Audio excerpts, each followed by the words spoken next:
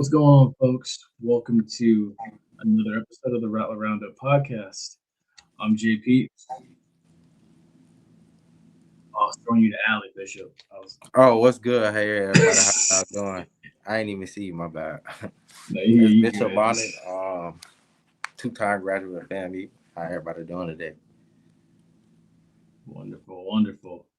And folks, we got a great episode lined up for y'all this evening. Of course, as always, we were supposed to have Pat Bonner joining us this evening. We did send him the invite and everything. If he's unable to join us this evening because of other factors at B, we can't control that. It is what it is. We'll try to reschedule, of course. But nevertheless, of course, we got a lot of good things to talk about for sure. So as always, be sure to leave a comment in the comment section. And then also, be sure to like, share, and subscribe to the channel. We're going to hit on all of it, of course. Before we do get it rolling, we got it right here for y'all, of course. As you know, Rattler Roundup Podcast every Tuesday at 8 p.m. And also, too, while you are here, make sure you like and share, subscribe, and make sure you donate to Fang Exchange as well. Bishop, I'll let you take it from there. For sure. Last week, after the episode, I became a member. So I encourage everyone that is watching that bypass this to become a member themselves. Let's support our student athletes. Let's do it. Yes, sir. Yes, sir. And also, as you know, of course, there's a home game next week against Alabama State. We've got 4 more home games, if I'm not mistaken. Yeah, I think 4 more home games lined up. Go order some of that Social House vodka that you can purchase through Fang Exchange as well too. Yeah, it's definitely we definitely got a heck of a schedule this year, home game schedule this year. So Exactly, man. So at your tailgates and everything, definitely go online, purchase you some, and then actually here goes Hitman 1887 right now. He got his care package today from Fang Exchange. Wonderful. What's going on, Hitman 1887?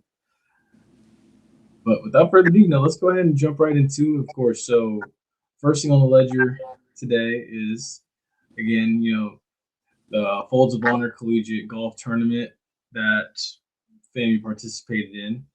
Of course, up in Grand Haven, Michigan. FAMU Golf, they placed 12th. We're seeing Sasha Robinson. Yeah, I think Sasha Robinson.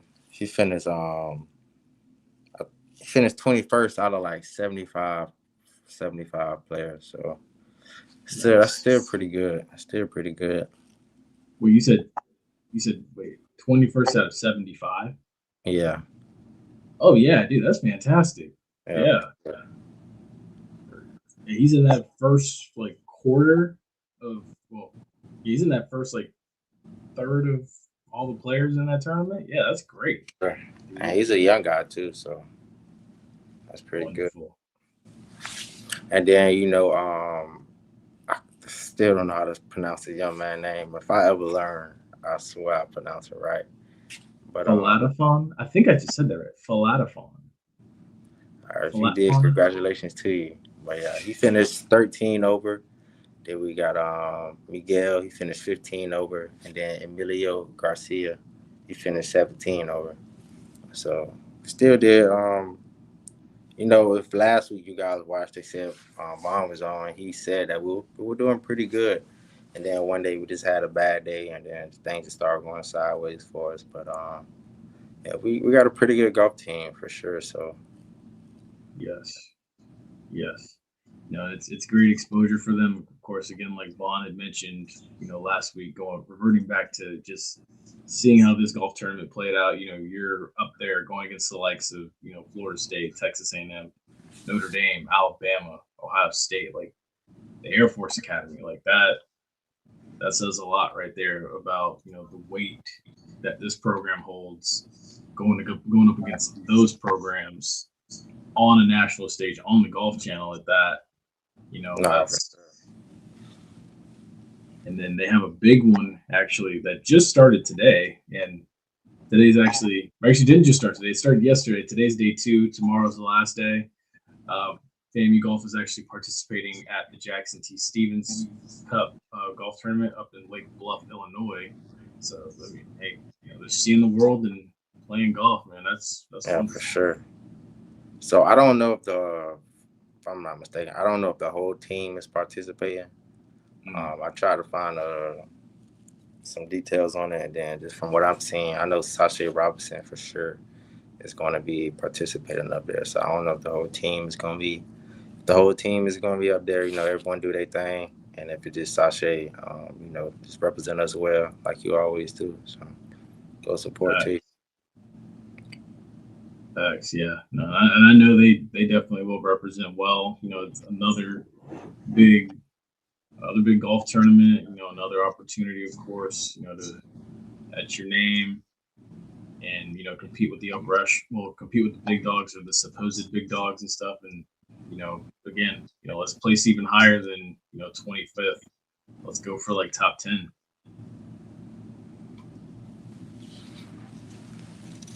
And with that, we can go ahead and switch on over to FAMU volleyball. The FAMU Invitational was this weekend. We had FAMU volleyball who went 2-6. So our overall record is 2-6. Okay, gotcha.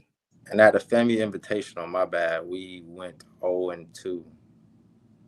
I know I put 2 L's, but yeah, we went 0-2 at the FAMU Invitational.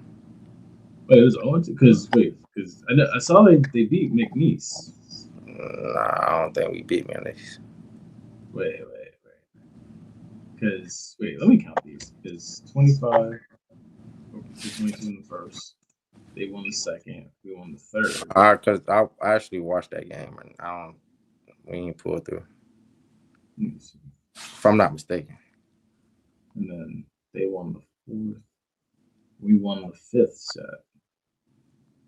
Yeah. So we won 3 sets to 2 here. And then Georgia Stages. Yeah, they did what they did. Yeah, so we did beat Manny State. My bad. You're right. No, you're good, man. Yeah. We did beat State. You're good, man. Yeah. So and I actually so I actually caught that game. Shout out to SWAC TV, man. They actually do got all the games on SWAC TV. So if you ever get a chance to download SWAC TV, man, and catch some of these volleyball games, it'd be very interested for sure. So I was able to catch the McNeese game, and I was very interested. It was a very good game. I think that was the third set. No, that was the fourth set. It was McNeese went up big, and we started to fight back, and it was good to see how we was able to come back and make it close. So, and then in that fifth set, I don't think I was able to watch the fifth set. I think I got kind of busy with something, but yeah. All good, yeah. Because I've heard mixed reviews from SWAC TV. I have it. I'm gonna finally get the chance to. Well, if there's nothing this weekend, of course, I'm gonna definitely get the chance to check it out finally when FAMU plays Alabama State. I'm unable to make that game because of some family reasons, but I'll definitely be here at home watching it and everything. So I'm looking forward to seeing how SWAC TV's got it laid out and everything. I know HBCU Go is definitely a pretty good platform as well, but I'm looking forward to watching some FAMU volleyball on there. So if I get some time here, I'll go back and watch the replay of that match for sure. But with that being said, Trantham, LaDonna Trantham, she 14 kills in that game. Yeah, she had to have two games for sure. She went crazy. Yeah. Ooh, yeah, 28 kills in total in 2 games. Oh my goodness, that's incredible. Yeah, she went crazy. She was doing a thing. And then in the Georgia State game, we fought close, and Georgia State they just seemed like the better team. So it just come with time, and our girl just getting better. We got another set of games coming up against some FBS schools, so yes, testing I still like us to beat the SWAC for sure. So Oh yeah, definitely. No, yeah, no. I'm confident when we get to swag play that we'll run through the competition, of course. So, yeah, as you see on the leaderboard for the season, of course, LaDonna Trantham, 71 Yeah, so kills. last week it was Ayanna Sanford who was number one. And just after the two games that the young lady had, LaDonna, she's number one in EC by a lot. So I don't know if Ayanna Sanford was hurt or if she just didn't play these past two games, but LaDonna stepped up and made her presence felt for sure. So she's still up there with 71 kills, and she's definitely doing the thing. Wonderful. Then we got Farah Farouk with 48 and Yaricel Rodriguez with 39 as far as kills go this season. Looking at the leaderboard with assists, um, Bengisu Kaz, Kazalar with 133 assists. Whew. Yeah, that's the assist machine for sure. Assist Dang, machine. that's incredible. Mackenzie Taylor 69, Roxandra Flores 15, and then Victoria Santana with 13. I don't think it was no big changes in the leaderboard when it came to assists. Everything pretty much stayed the same. Yeah, I can I don't think anybody's gonna catch her. I mean, honestly, look, I know they're all on the same team, but yeah, No, for sure. Yeah, I get you. I don't think anybody's gonna catch her.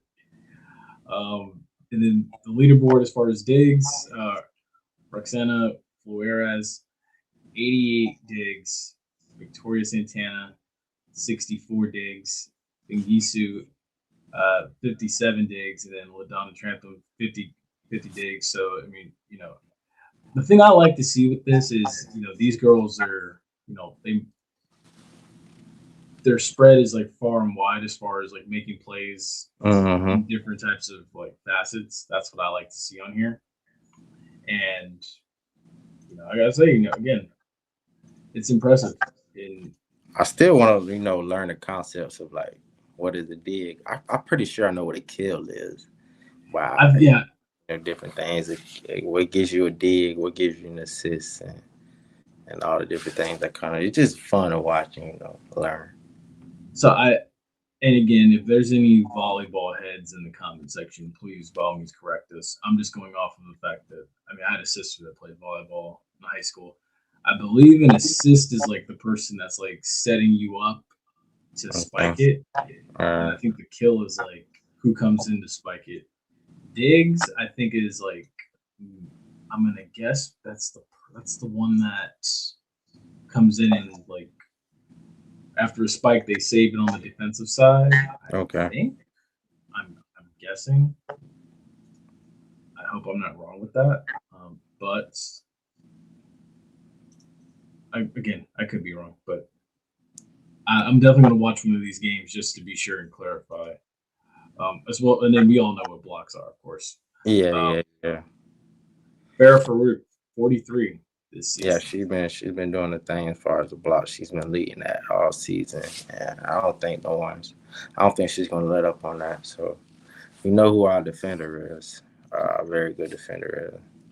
Yeah, and behind her, Yaricel Rodriguez, 22 blocks, and then Kristen Moore, 19 blocks, and then Brandy Boston with 18. So, they've all been playing pretty well Nah, on the for defensive sure. end. So, excellent job. I'm ready for these girls to get the SWAC play, so we can really get a gauge on how they fare against the rest of the SWAC, and then kind of get like a little preview of how we all think that SWAC tournament's going to go. Which I think we kind of got an idea. Clean sweep.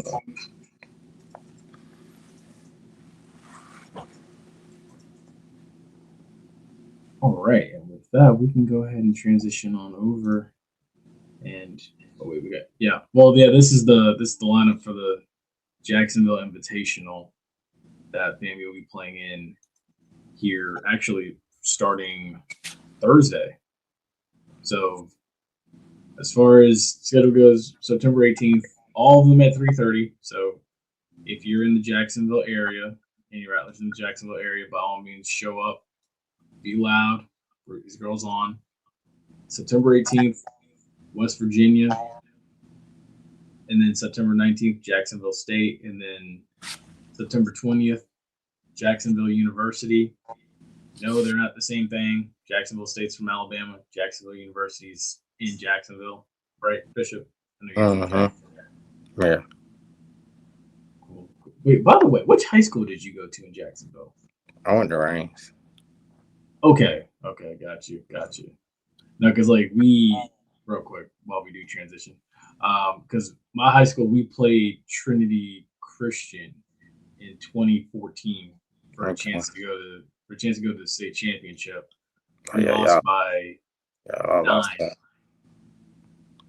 Wait, you said you lost them too? I said I already know y'all lost that. Oh yeah. They had Kevin Tolliver as their quarterback, but he was like the number 1 defensive back in the class of 2015. And I'm going to reload it at one point in time. Yeah. Are they still good, or have they like? They all right. I ain't what they used to be, but they all right. Still a good program. Yeah, because boy, when I tell you before we'll get started on this in a sec. But when I tell you every senior on that team got hurt that game against them, every senior got hurt. Yeah, I'm just like, at least like 4 or 5 of them from that team went to the league. For sure. I know you got Sean Wade. He played corner. Kevin Tolliver. Yeah, Andre Smith. Those are just 3 I just know off the top. But I know there's some other guys that played for on that team that I made to the league. So that's incredible. I didn't even realize they were that nice. No, they nice. I really thought we had a chance to. But that being said, of course now FAMU this past weekend, I was there for this. They pulled it out 1-2. So, great win. It's always good to see this team get a win. At one point it was 33-17. I thought it was teetering the way of like it could have been like 40-17 at one point, but then again, stalled drives in the beginning and in the end, and a little bit in the middle. I mean, in the beginning, it looked like it was in for a rude awakening for a second. Yeah. Like we was gonna lose one in Bird. I was sitting there and I'm like, oh my gosh, like, don't y'all do this. Definitely on the edge of the seat for the first, I want to say, quarter and a half. Was definitely on the edge of the seats. Like, damn, what we gonna do? This was Montre, you said a word, brother. So just to recap the game, total yards we outgained Albany State. They 321 to our 462. Passing yards, they had 201 to our 371. Rushing yards, they had 120. We only had 91. Don't know if we had any sacks, but they do count sacks towards rushing yard. But we do need to get that rushing yards total up. But that's going to be our bread and butter. We've been saying that all year, that our running game is going to be, just that and the third, and our O-line is the best and the strongest one on the offense. So we definitely need to, get better with the run game. Penalty yards, Albany State 6 for 42 yards, our 11 to 102. We got to get down on that discipline. That's kind of been a problem for us all year, even going back to game 1. First downs, Albany State 21 to ours 26. Third downs, they were 6 of 11. We were 9 for 14. Fourth downs, they were 0 for 1, and we were 1 for 1. Time of possessions, we do pretty good with time of possession. I can give us that. That was 25-02 to our 34-58. Passing yards, we had R.J. Johnson, the third, 272 yards. They had Franklin Jr. with 76 yards. Then we had Kennard Wilcher with 121 yards. And then we got Jamil Sanders with 6 tackles total. He led the total team in tackles. So shout out to them young man for the stat leaders of the day. I mean, stat leaders for this past game. For sure, for sure. I'll say this, man. Kanari Wilcher, he's wide receiver 1 right now. Oh yeah, he showed me that game 1 against Howard. You know, it just sometimes some guys just stick out on film. Like some guys just stick out when you watch them, and some guys just able to move. You know, you just tell by the way they move and the way they go about themselves that guy's nice. So I seen that in the first game. He started break out. So, you know, we had Canary, which were this week. Then we also had, I think it was Edward last week. So we got some playmakers, man. We just got to keep feeding them, find them different ways to get them the ball. Like to see a little bit more creativity. Yes. Short game. I like to see that a little bit more, get the ball out faster for sure. You know, we got speed. So, and I believe we got guys that can catch a hitch and go 80 yards, a 2-yard screen or a 2-yard slant and go 80 yards, a 4-yard out and go 80 yards. We got them guys. We've been had them guys at FAMU. So hey, let's just keep it going, man. I agree. Yeah, and back to your point about, I think what was his name? Jordan Edwards, number 21. Yeah. Yeah, him, and then even Jamar Taylor. Unfortunately, Jamar Taylor, he got hurt. You know, I'm someone that I didn't have season tickets back when y'all were playing Bishop, but like the last 2 seasons, like I've gotten my season tickets. I try to be very observant, watching the sideline. Okay. And, like, trying to like see everybody's body language and everything. You know, so it was unfortunate to see Jamar Taylor come up with an injury. I know he had ice on his ankle. I hope it's not like a high ankle sprain or something that's going to keep him out a significant amount of time. But that's another guy who I was very impressed with. He flashed in the Florida Atlantic game, and he also flashed again in this game before going down with an injury. But I do feel confident in Canary Vulture and Jordan Edwards that they can pick up the slack until he returns. In the meantime, too, also, your guy Uno, he didn't play this game. Jalen Rogers didn't play. I was surprised by that. Maybe he's got an injury. Not sure. I don't know. I haven't heard anything about that. Also, what's up, little baby 245? Appreciate you tuning in tonight. What's up, Ashton? As well too. Let's see. So I wish you ran out of bounds on that play. Trying to think which play. Probably talking about the play that he got hurt. Oh, okay. Yeah, because it did happen to the far side of the field, away from the bench. So like I was wondering too, like how bad was it? Then I saw him limping off and they applied ice to him. So I was like, oh man, like from a distance it didn't seem that bad, but I guess it was. Not sure what his status will be for next week. The beautiful thing is, of course, that we got a bye week. Yeah, for sure. Which also leads me to this now. So like, this is my question for you, Bishop.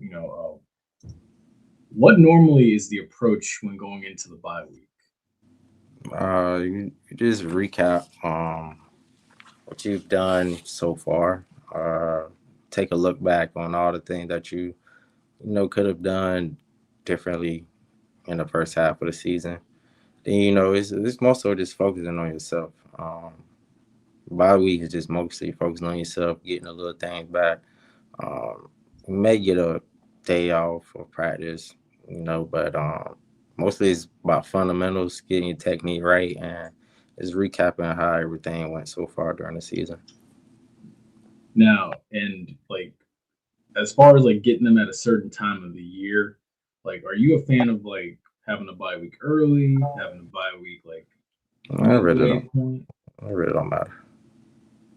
Yeah, no, I can understand that too. Like some guys are just like, look, I'm ready to play. Yeah, it really don't matter to me. What time? Let's see. Um,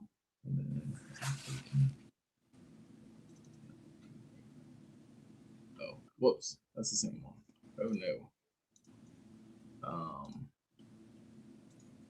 do not want that. I'm trying to go to the next one real quick, folks. Y'all bear with me. Here we go.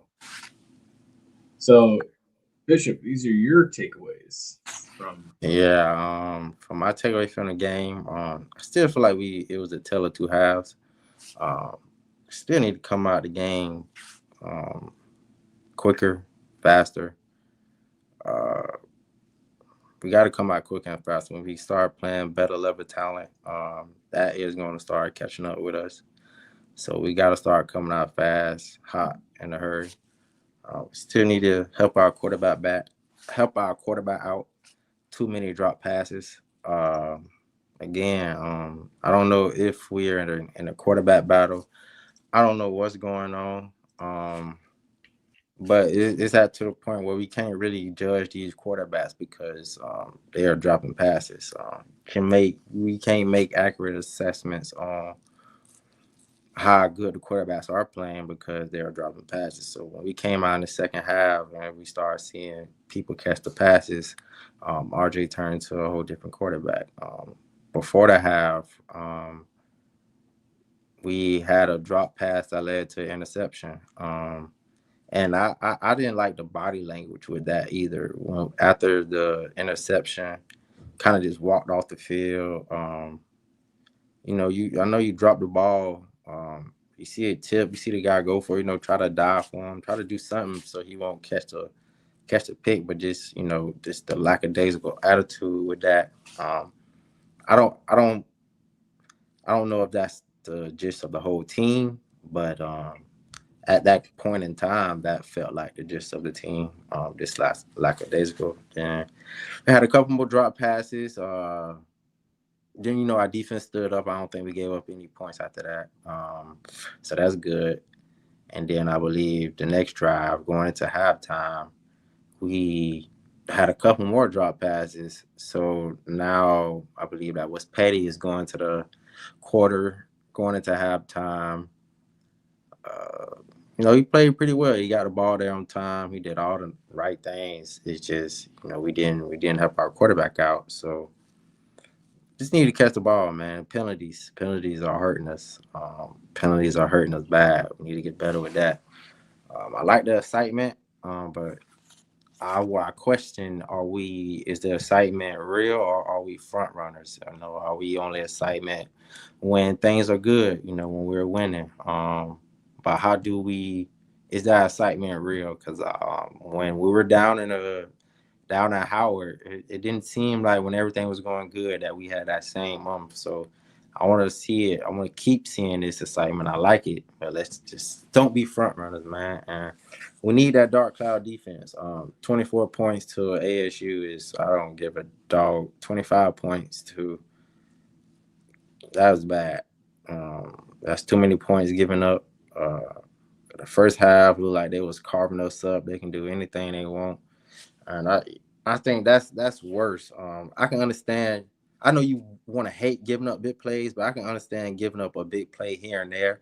But just allowing a T2 team like that, do whatever the hell they want, like just drive the ball, do whatever they want, that is never a good sign. So I want us to step up on that. But we did make the plays when we needed to. We got the stops when we needed to. And the biggest takeaway of the game is we won the game. It's hard to win games. We were down. I believe we were down at half. We started out bad, but we did find a way to come out and win this game. So that is always, don't want to take that away from us. We found a way to win, and we won the game.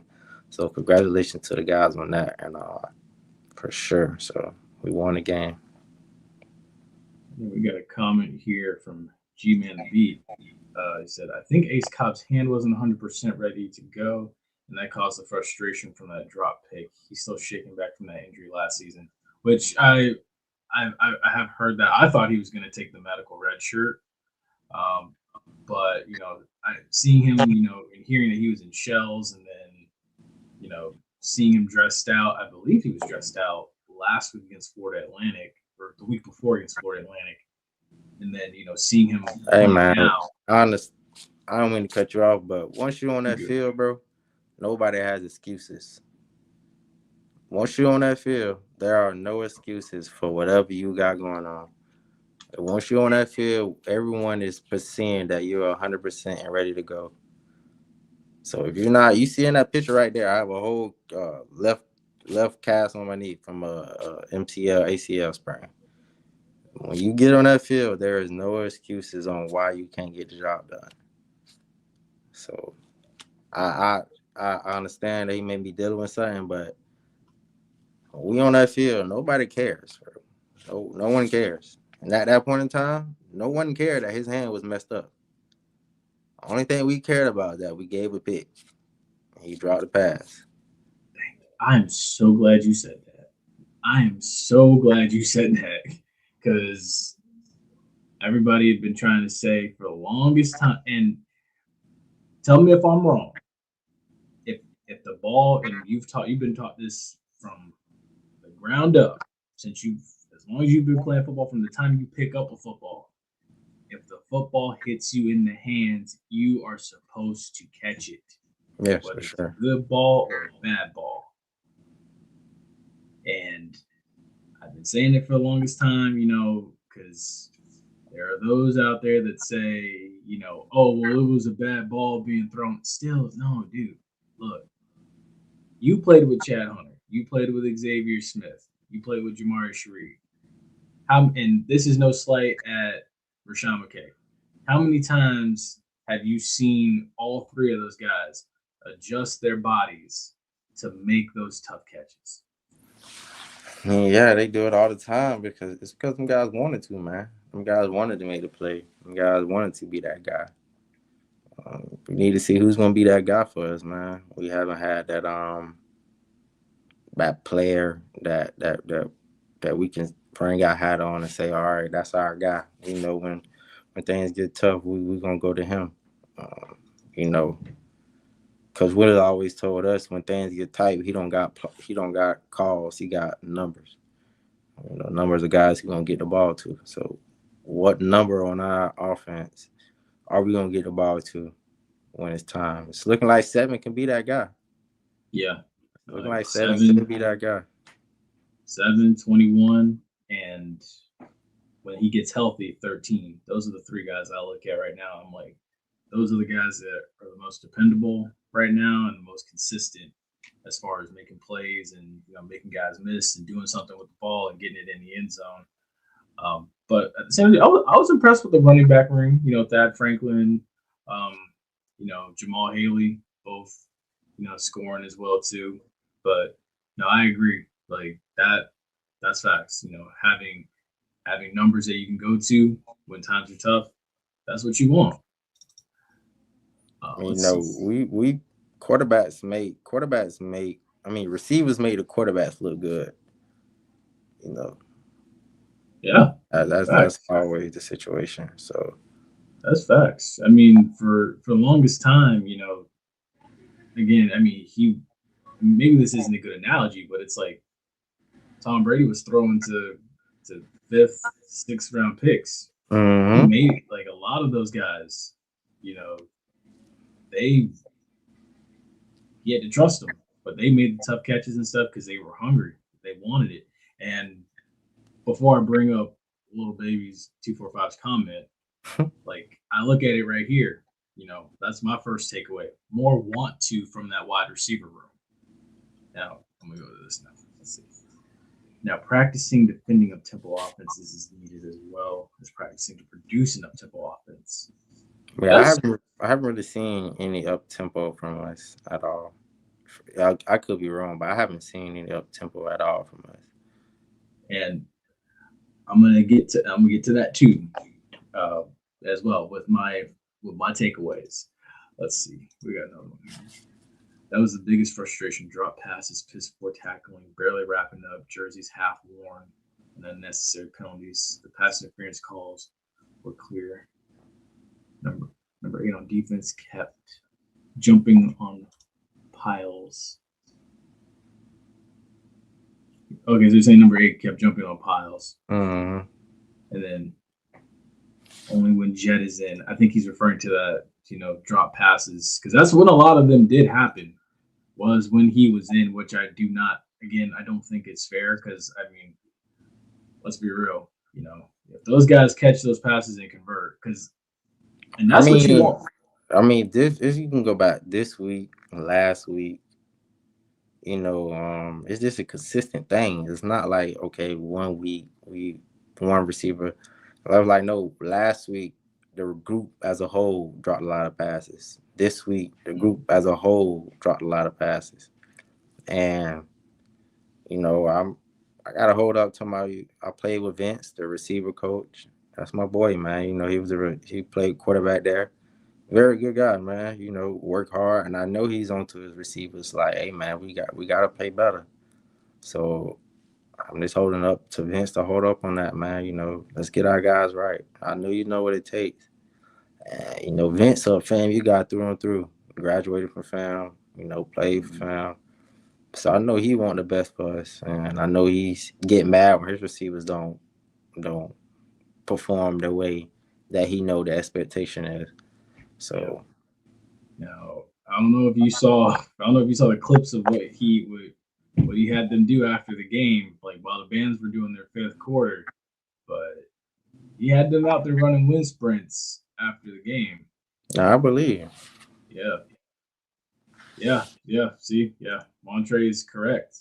Yeah, they were out there running wind sprints and everything. I was saying it to myself. I'm like, man, look, to like consistency and perfection and being a perfectionist breeds championship pedigree.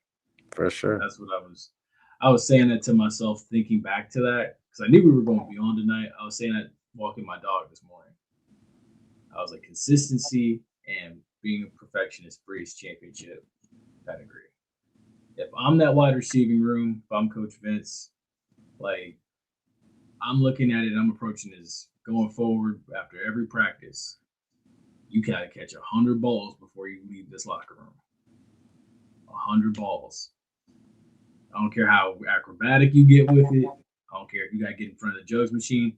100 balls before you leave this locker room every day, especially during the bye week. I would be emphasizing that heavily. No, for sure. For sure. Because, like I say, so this would be a great week to do that. Getting back to fundamentals. This should be a great week to do that. You don't have anybody to scout. Go for another team to go against. So this is the week to work on yourself. This is the to do that. Oh my gosh! Not the practice with the glue. That's wild. Only just simple, man, because that one what's up, bro? You dropping too many passes, man. Too many. I agree. And that's gonna come, bro. I'm telling you. Shannon Sharp got this saying, which is very true. You never accept something in a win that you wouldn't accept in a loss.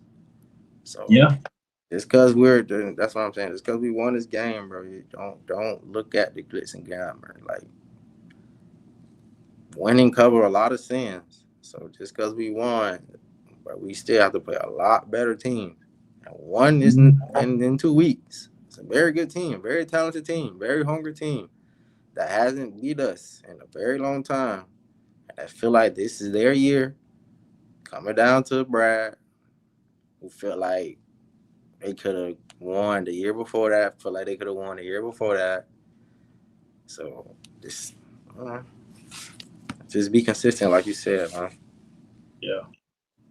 Now, as far as my takeaways go, obviously, as we've continued to beat home this wide receiver room, again, more want to from the wide receiver room is my first takeaway. I have been saying it. I was saying it to a couple of the old heads up in the stands and everything. I'm like, dude, guys gotta want this, man. You gotta want this. Like every time you catch that ball, you gotta be thinking, after I catch this, I'm going. I gotta lock in, focus the ball in. My second takeaway was, I'd like to see more aggressiveness when swarming as a unit. Um, I saw Albany State running backs falling forward for 2 to 3 extra yards too many times, and I do feel like that has to stop. Every time that running back takes a handoff, he has to pay for it. Mm-hmm. Now, I will say I was impressed with Nayron Jenkins. I was impressed with Jason Riles and Justice Cross. Like those three to me, and as far as again observing body language when guys come to the sideline, you know, Justice Cross, Jason Riles, those were two guys that when you come to the side when they come to the sideline, they don't sit down. They're Uh-huh.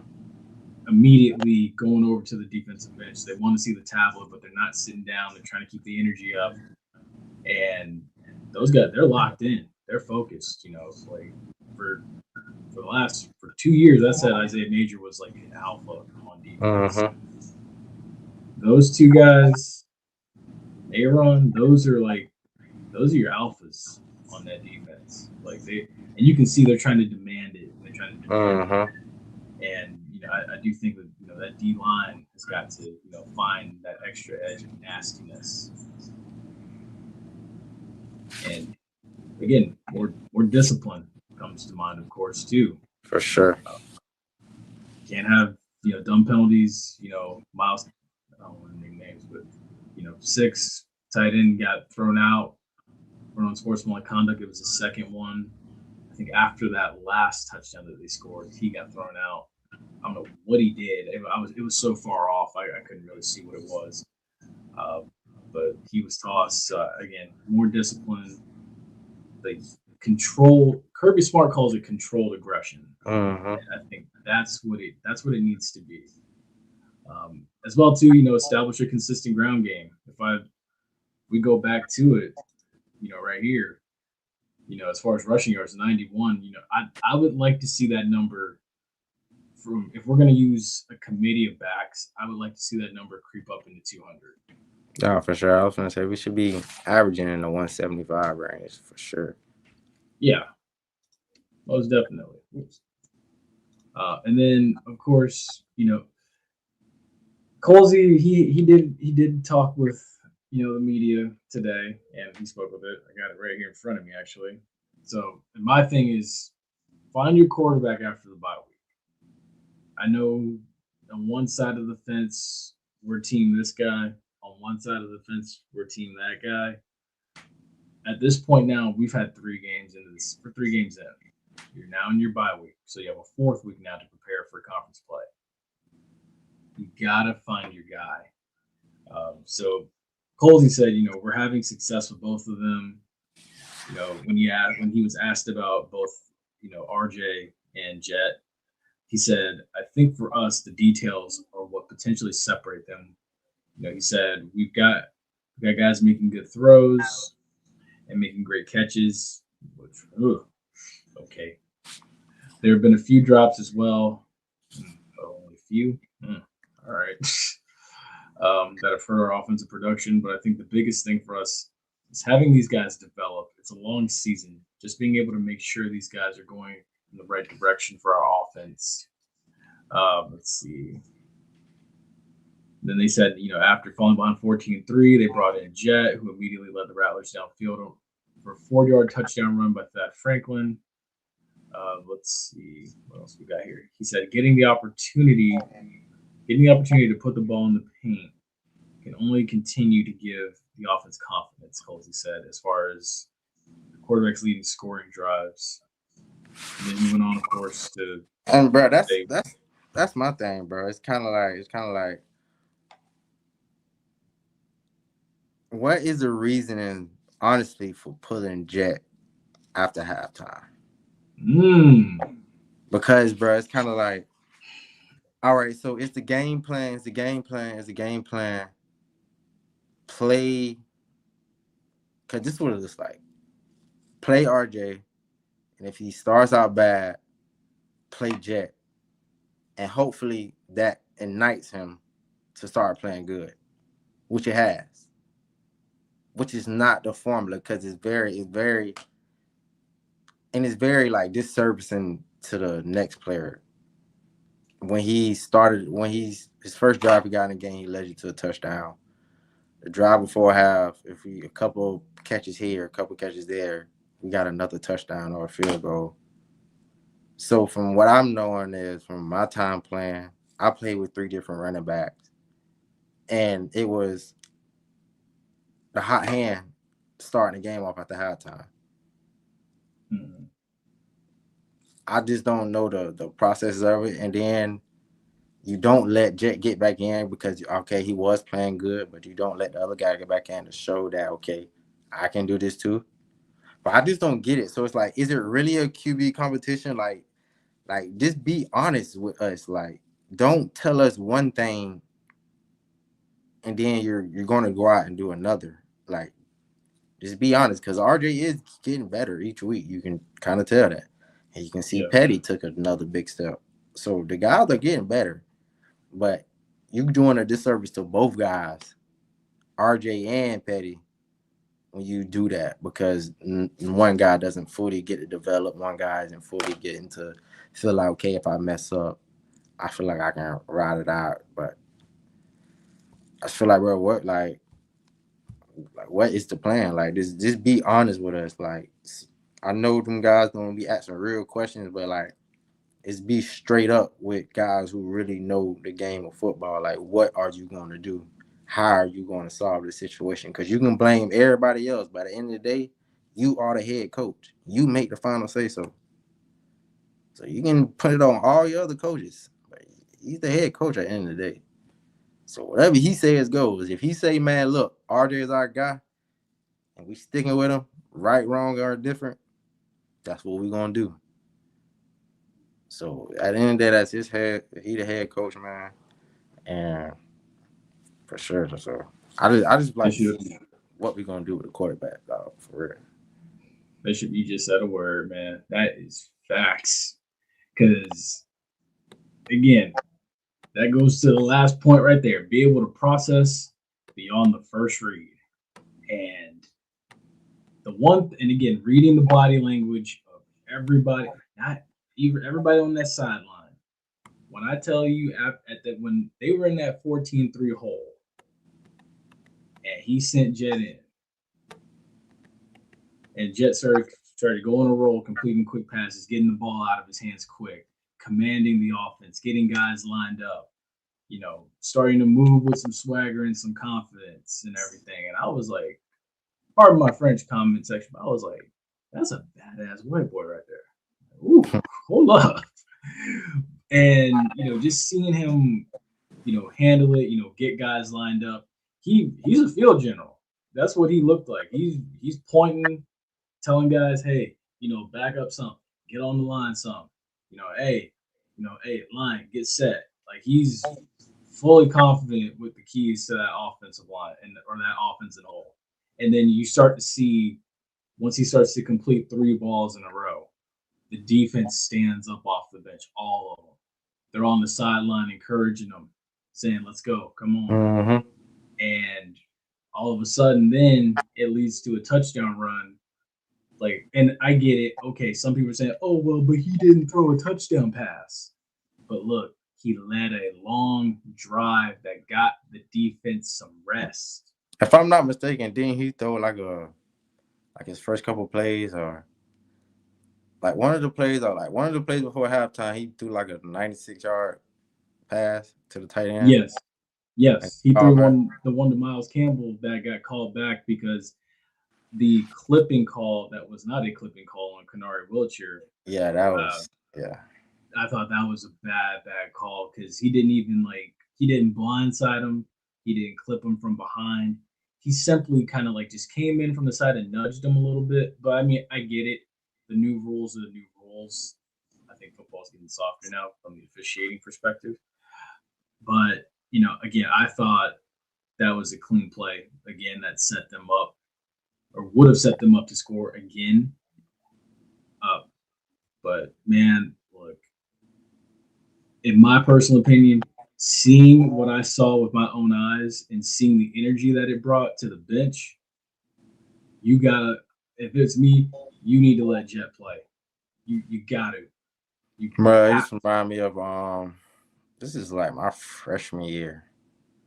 And bro, we're not like this is no discredit to any body. So I'm not downing nobody. Right. So our first year, my first year of freshman year, it was Ryan and I forgot the other quarterback name, but he was Oh, I think God, what was that kid's? I forgot Was his it? name. Was he? He was like what? He was A short, but I black remember. kid had dreads. Um, Yeah, wasn't he like Kenny Clark or something? yeah, his name was Kenny. His name was Kenny. His name definitely was Kenny. But so yeah, this is before I even got on the team. I was just a walk on. So this is like my first couple weeks in school, and this is before I was on the team. So I would just walk down to the practice and just watch them practice, and it just you can just tell when Ryan got in practice, the offense just looked different. Like it just looked different. The offense, the way it moves, the way it drives, it just looks different. So, but we like I say, RJ has been making the correct steps every week. He's been getting better every week, which is what you want to ask for a quarterback. He still has thrown not one interception. Take care of the ball, which is fucking great for a quarterback. Take care of the ball very well. And I see he got some swag in this game. I see he's starting to dress up his swag. I like it. He getting comfortable. You know, hey, bro, he's getting better. So that's what Yeah, you would want. That is what you want. yeah, that is. I agree. Now I will say he is growing with every passing week as well. No, for He sure. is. He is. Now the one like again, my only criticism is he holds that ball way too long, and I feel like the We ain't more I trying to watch, build. We trying to win now. We just ain't exactly, build. We trying to win now. So put the best guy in. That's going to help us win now. exactly, and again, I get it. You know, he's trying to, the game still has to slow down for him some more and everything, but it's like, dude, I feel like, and I look at this offense, I feel like the more with each passing week, I'm like, I feel like this offense was geared towards a quarterback with a quick release, a guy that's, 1, 2, 3, boom, that ball is out. Like, that's what I look at this and I see now. So, and it's like, it's not geared to somebody that's going to like, that can drop back, an offensive line that can hold forever, and then you can just launch it wherever you want to launch it to.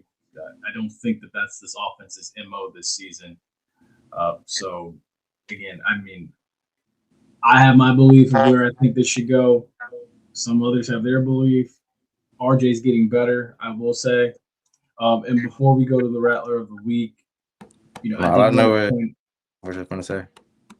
Oh, I just want to point out this is the stat actually from the MEAC and the SWAC as far as passing yards. Somebody had posted this.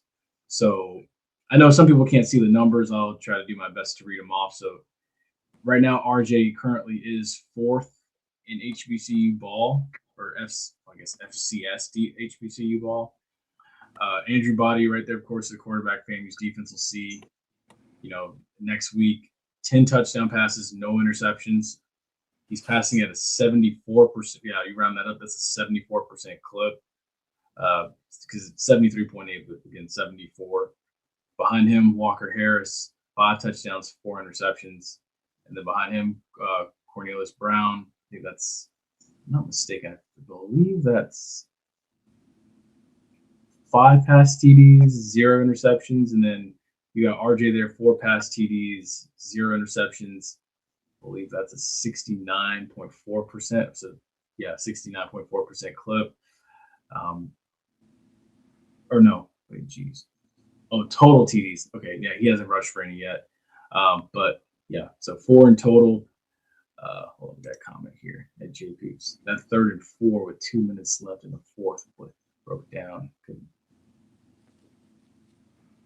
3rd and 4 with 2 minutes left in the fourth. The play broke down. Could Petty make that play? Not sure.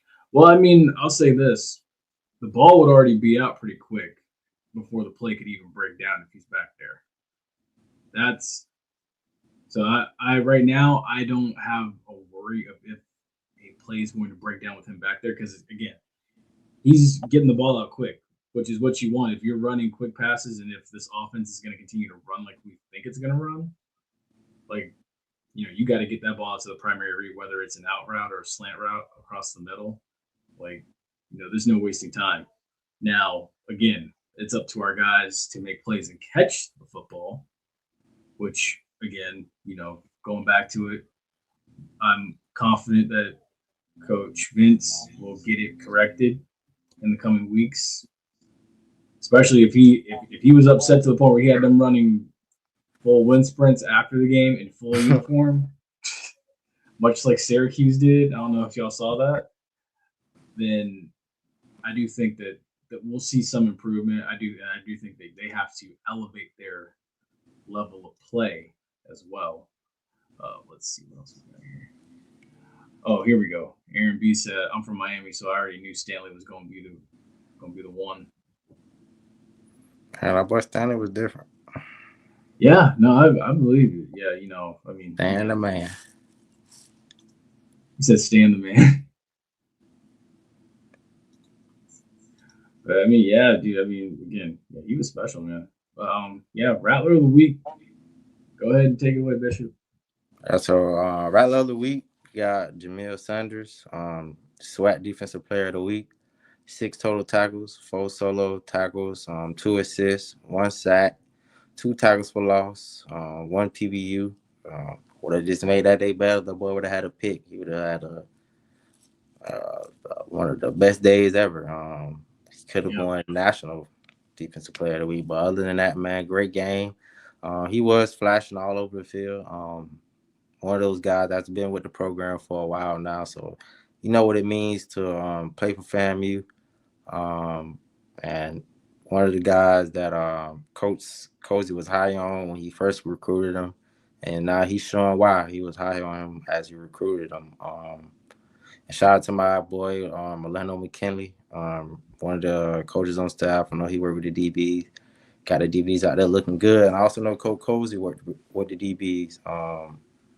Being a coach or being a DB guy himself, I would expect nothing less but of perfection from the DBs, and they do their thing, man. So shout out to Coach Cozy on that. Shout out to my boy Orlando with holding it down on the back end, and yeah, for sure. I like our defensive playing style, but we just need to execute better for sure. Need to execute better for sure. Stop allowing so much yards. But yeah, man, shout out to Jamil Sanders. So Colsey better put 19. Oh, he's referring to the defensive back. Oh yeah, you talking about cornerback.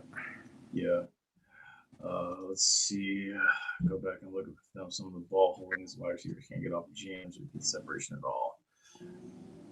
Look, dude, that comes from want to from the wide receivers. That's a lot of want to from them. Now, bro, you not finna sit here and tell me that Albany State cornerbacks was jamming our receivers. So I ain't listening. They weren't as many times as those guys got open, but still dropped the ball. Yeah, I ain't listening. They weren't getting pressed like that. Yeah. Now, again, I'll go back and watch it, and we'll see. Because I saw there were wide open receivers. There were a lot of times, especially because we're not going to also use that to discredit how two was wide open and had his guy beat by 5 yards, and then what happened. I'll say that. Yeah, and then also too, we got to make the easy throws. But yeah, man, he's keep getting better, bro. He's keep getting better. Yeah, he's taking the necessary steps that you would like for a quarterback to make. For a young guy who's haven't played in so many years.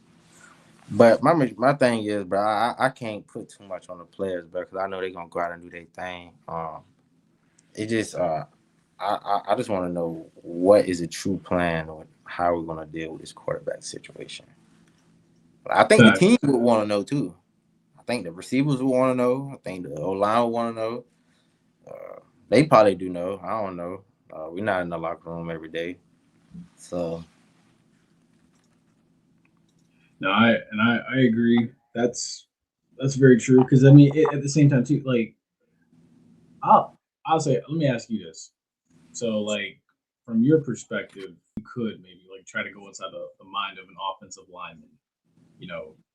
musical chairs like that at quarterback, what does that do for you? Oh, nothing. Nothing. I think it'll more like O line. I don't think it'll mess up with the O line really, because your main key is to protect him, and yeah. So now I think it'll more so reflect the receivers, or just knowing how he'll throw the ball, knowing when he stole the ball, knowing how he likes his routes ran. So I would think it will more so affect the receivers, tight ends, than the offensive line.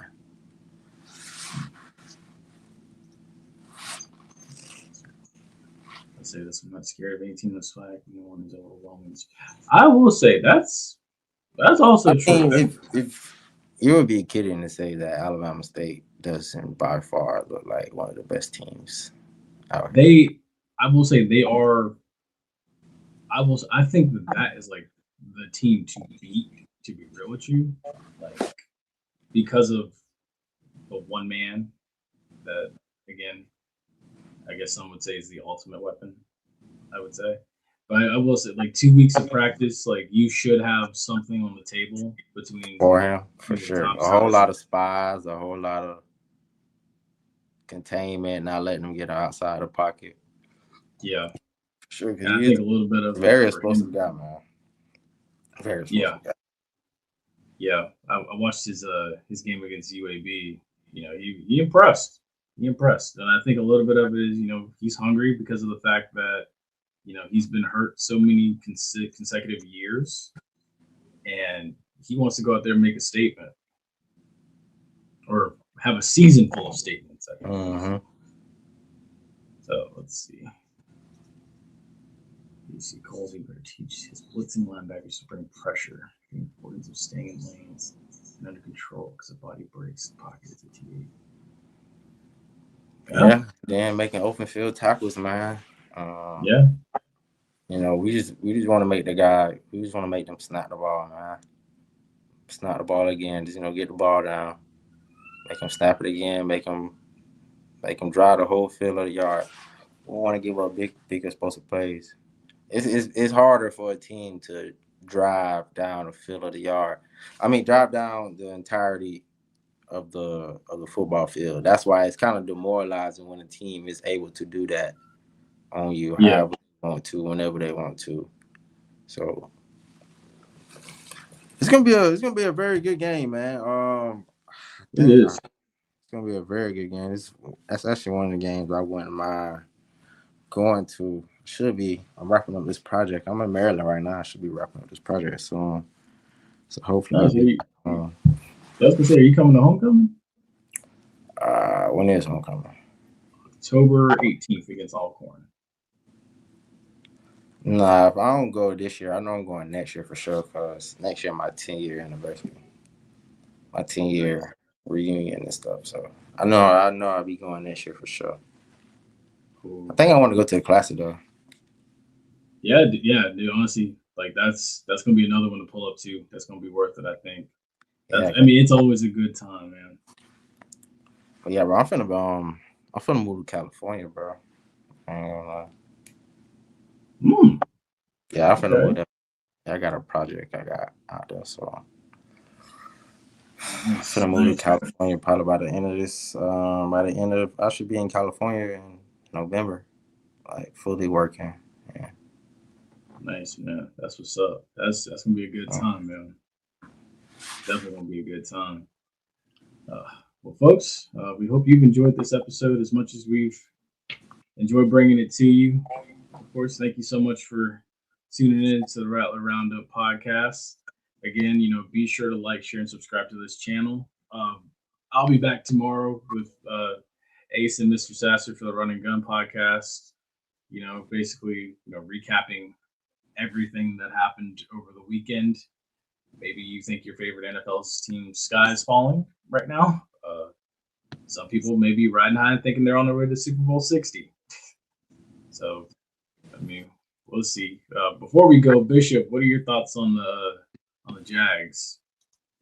Oh man, They heartbreaking, man.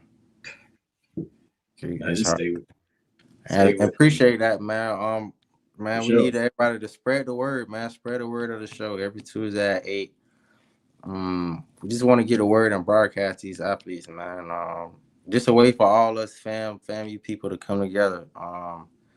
I know we got different shows out there, but I think I'm trying to get this to be the show to where all the people come and we all can congratulate and talk our mess in a safe space and not feel like we're gonna get, you know, ran off because we typed something in the chat. Nah, we want all the smoke in the chat too. We want all that. So yeah, it's spread the word, man, and keep giving back to the Fang Exchange. Like I said, I became a member last week. I want somebody else spread the word, or if somebody else can become a member this week. Like we said, they got different plans: $10, $15, 25, 50, 100 to 250. So man, make sure you can find one that can fit your budget and just give back. Yes, sir. Yes, sir. Um, yeah, and one last thing also before we do wrap up, Bishop, how you feeling about the Jags this weekend against the Texans? I like us. I'm gonna always go. I'm gonna always stick with the Jazz for sure. I'm always, even until we prove me wrong, I'm gonna always go for us for sure. I like that. I like that. Well, all right, folks. Y'all take care. Y'all stay safe. Stay blessed. We will see you. Well, I'll see you tomorrow. We will see you next Tuesday. And always remember, strike, strike, strike again.